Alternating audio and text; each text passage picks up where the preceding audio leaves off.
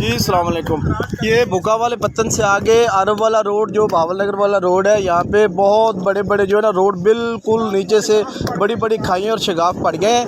लिहाजा बहावल नगर की आवाम या आने जाने वाले लोगों से गुजारिश है कि अरब वाले रोड का बुका पत्तन से आगे सफ़र ना करें। रोड बिल्कुल बड़े बड़े उसमें घाव पड़ गए हैं और बड़ी बड़ी खाइयाँ बन गई हैं, पता नहीं चलेगा, और गाड़ियाँ जो है ना बिल्कुल इसके अंदर डूब जाएंगी।